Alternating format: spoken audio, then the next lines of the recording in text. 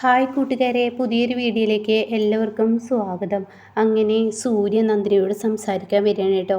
നന്ദിനിയോട് പറയാണ്, നന്ദിനി നിന്നോട് എനിക്ക് കാര്യങ്ങൾ പറയാണ്ട്. വേണ്ട, മദ്യപിച്ച് നിങ്ങൾ പറയാൻ പോകുന്ന കാര്യം നിങ്ങളുടെ അമ്മയെ കുറിച്ചിട്ട് തന്നെയായിരിക്കും.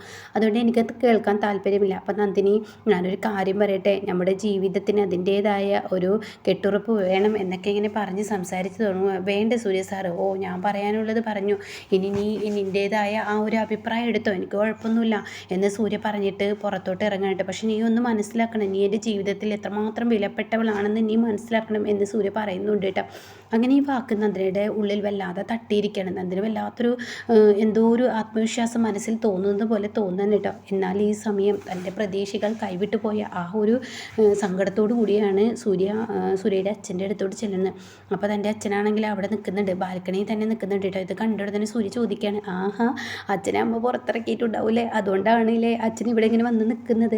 അപ്പോൾ ഈ സമയം ഇത് കേട്ടോടെ തന്നെ പോടവിടുന്ന്, നീ നിർത്തിക്കല്ല, അതാണല്ലോ ഇനിയിപ്പോൾ അച്ഛന് വരാനിരിക്കുന്നത്, അത് തന്നെയാണല്ലോ സംഭവിക്കാതിരിക്കുന്നത്, നീ ഒന്നും മിണ്ടാതിരിക്കുന്നുണ്ടാ, നിൻ്റെ വായക്കൊന്ന് പൊത്തിപ്പിടിക്കുന്നുണ്ടാ. അപ്പോൾ അത് കേട്ടോടെ ഇല്ല അച്ഛാ, ഞാൻ കാര്യങ്ങൾ പറഞ്ഞതിന് എന്തത്ര വലിയ തെറ്റ്, അതിലെന്തെങ്കിലും തെറ്റുണ്ടോ? ഓ നീ പറയുന്നതിൽ ഒരു തെറ്റുമില്ല, നിൻ്റെ ആവശ്യം ഇപ്പം എന്താ? മദ്യപിച്ച് നിന്നോട് സംസാരിക്കുമ്പോൾ തന്നെ എനിക്ക് ഭ്രാന്താണ് തലക്ക് പിടിക്കുന്നത്. അച്ഛാ ഞാനൊരു കാര്യം പറയട്ടെ, എൻ്റെ പൊന്നച്ഛനല്ലേ, എൻ്റെ പൊന്നച്ഛൻ എനിക്ക് വേണ്ടി ഒരു സഹായം ചെയ്യോ? എന്താടോ ഞാൻ നിനക്ക് വേണ്ടി സഹായം ചെയ്യേണ്ടത്? അതെ, എൻ്റെ പൊന്നച്ഛൻ എനിക്കൊരു വേണ്ടി ഒരു സഹായം ചെയ്യണം. കാരണം എന്തെന്ന് വെച്ചാൽ എനിക്ക് നന്ദിനി എൻ്റെ ജീവിതത്തിൽ ആരൊക്കെയാണെന്ന് അച്ഛൻ അറിയാലോ. അതിപ്പോൾ എന്താപ്പോൾ ഇങ്ങനെയൊക്കെ പറയാനേ. അതെ, നന്ദിനി എൻ്റെ ജീവിതത്തിൽ ആരൊക്കെയാണെന്നുള്ള സത്യം നിയമപരമായി ആർക്കും അറിയില്ല. അപ്പോൾ അച്ഛൻ ഞാൻ പറഞ്ഞു വരുന്ന നന്ദിനിക്ക് ഒരു രജിസ്റ്റർ മാരേജ് നടത്തണം. ഇപ്പോൾ എന്താ നിനക്ക് ഇങ്ങനെ തോന്നാൻ? അതെ, നമ്മുടെ അമ്മയുടെ സ്വഭാവം വെച്ച് നോക്കുമ്പോൾ അമ്മക്ക് പല സ്വഭാവങ്ങളാണ്. അമ്മയുടെ സ്വഭാവത്തിൽ എപ്പോഴാണ് മാറ്റം വരിക എന്ന് പറയാൻ പറ്റത്തില്ല. അമ്മ അങ്ങനെയാണ്. ഇപ്പോൾ നന്ദിനിയെ കമ്പനിയുടെ വലിയ വലിയ പോസ്റ്റുകളിലോട്ട് കൊണ്ടുപോകണം. പക്ഷേ കമ്പനി കാര്യത്തിൽ വരുമ്പോൾ അവിടെ ചോദ്യം വരും, സൂര്യയുടെ എന്ത് രേഖയാണ് സൂര്യയുടെ ഭാര്യയായിട്ടുള്ളത്. അപ്പോൾ ഈ രജിസ്റ്റർ മാരേജ് ഇല്ലാതെ കമ്പനി കാര്യത്തിൽ നന്ദിനിയെ കൊണ്ടുപോയാൽ തീർച്ചയായും അവിടെ പ്രശ്നം വരും. അപ്പോൾ അച്ഛ പണ്ട് നടത്താൻ തീരുമാനിച്ച അക്കാര്യമില്ലേ, അതുപോലെ തന്നെ ഇവിടെയും നമുക്ക് എൻ്റെ ആ ഒരു രജിസ്റ്റർ മാരേജിൻ്റെ കാര്യം അമ്മ അറിയാതെ ചെയ്യാൻ നോക്കിയില്ല. ഇവിടെ താൻ വിചാരിക്കുന്ന പോലെ ഒന്നല്ല. ഇതിന് ഏറ്റവും ആദ്യം സമ്മതം മോളുണ്ട് നന്ദിനിയാണ്. നന്ദിനി എനിക്ക് എല്ലാ സമ്മതം തന്നിട്ടുണ്ടോ? അത് കേട്ട ഉടനെ തന്നെ ഈ നന്ദിനിയെ കൊണ്ട് അച്ഛൻ സമ്മതിപ്പിക്കണം. എൻ്റെ മുത്തച്ഛൻ വിചാരിച്ച എല്ലാം സമ്മതിക്കും. എൻ്റെ മുത്തച്ഛനെ എല്ലാം കഴിയും. എൻ്റെ പൊന്നച്ഛനല്ലേ, എൻ്റെ അച്ഛനല്ലേ, മതി മതി നിൻ്റെ ഈ ഷോപ്പിംഗ് നിർത്ത്.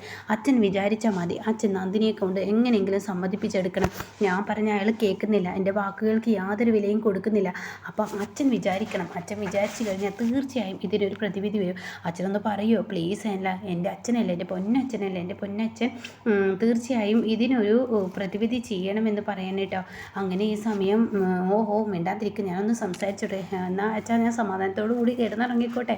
അപ്പോൾ നാളെ രാവിലെ അച്ഛൻ എല്ലാ കാര്യങ്ങൾക്കും ഒരു തീരുമാനം, ഒരു വ്യക്തത ഉണ്ടാക്കും എന്ന് എനിക്ക് തീർച്ചയാണ്, ഉറപ്പാണ്. ഞാൻ പോയിക്കോട്ടെ, ഓ പോയിക്കോട്ടെ എന്നൊക്കെ പറഞ്ഞിട്ടാണ് നിൽക്കുകയാണ്.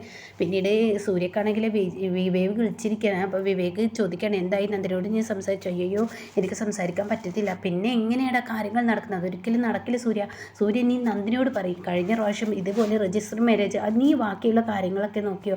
ഞാൻ എല്ലാ കാര്യവും നോക്കി. പക്ഷേ ഞാനൊരു കാര്യം പറയാം, എല്ലാ കാര്യവും നോക്കിയിട്ടൊന്നും കാര്യമില്ല.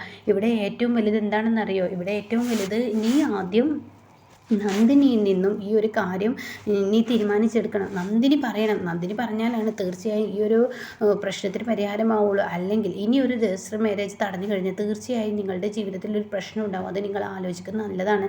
അപ്പം നിങ്ങൾക്ക് പറ്റത്തില്ല എന്നുള്ള കാര്യങ്ങളൊക്കെ പറയട്ടോ. ഇതൊക്കെ കേൾക്കുന്ന സൂര്യക്ക് ഇവിടെ എന്താണ് പറയേണ്ടതെന്ന് അറിയില്ല. ഈശ്വര എന്താ ചെയ്യുക? പിന്നീട് കാണിക്കുന്ന നന്ദിനി ചെടി നടക്കുന്നിടത്ത് യതീന്ദ്രൻ ചെന്നിരിക്കുകയാണ്. മോളെ നിന്നോടൊരു കാര്യം പറയാനുണ്ട്, എന്താ എന്ന് ചോദിക്കുകയാണ്. അപ്പോൾ ഉടനെ പറയണം, ഇത് നിൻ്റെ ജീവിതത്തെ ബാധിക്കുന്ന ഒരു കാര്യമാണ്, ഞാൻ പറയാൻ പോകുന്നത് നീ നന്നായി കേൾക്കണം. സുദേവൻ ഇപ്പോൾ ഈ വീട്ടിലോട്ട് വരുമ്പോൾ വലിയതായ ഒരു ബുദ്ധിമുട്ടും അവഹേളനം ആട്ടും തുപ്പൊക്കെ സുദേവനെ സഹിക്കുന്നുണ്ടല്ലോ. അപ്പോൾ അതുകൊണ്ടായിരിക്കും സുദേവൻ പഴയതുപോലെ ഇങ്ങോട്ടേക്ക് വരാത്തത്. അപ്പോൾ അച്ഛന് ഇനി ഇവിടെ വന്നിട്ട് പ്രശ്നം ഉണ്ടാക്കണ്ട എന്ന് കരുതിയിട്ടാണ്. മാത്രമല്ല അച്ഛന് സുഖവും ഇല്ലല്ലോ. അപ്പോൾ ഞാൻ നിന്നോട് ഒരു കാര്യം പറയുന്നത്, നീ ഈ വീട്ടിലെ ഒരാളാണെന്ന് അറിയിക്കണമെങ്കിൽ അതിൻ്റേതായ രേഖകളോട് കൂടി പോകണം.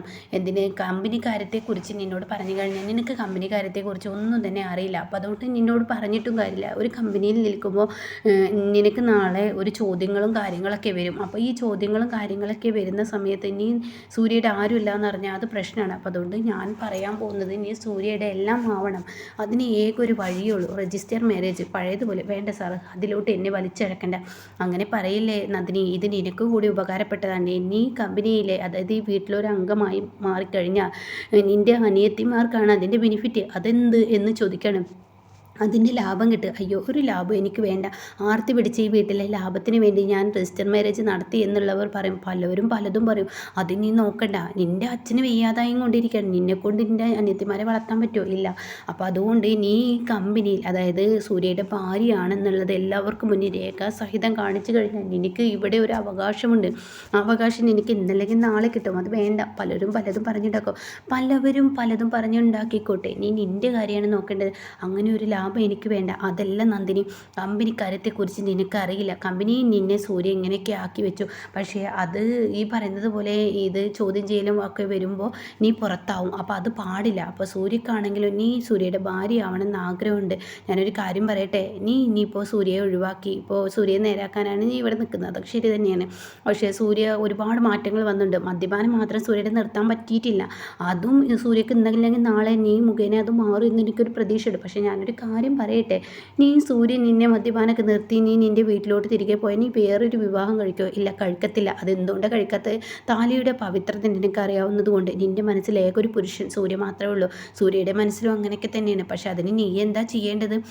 നീ അതിൻ്റേതായ ഒരു തീരുമാനം എടുക്കണം. നിനക്ക് വേറൊരു വിവാഹ ജീവിതം ഇല്ല. അപ്പോൾ നിൻ്റെ അനിയത്തിമാരെ സംരക്ഷിക്കേണ്ടത് നിൻ്റെ ഉത്തരവാദിത്തമല്ലേ?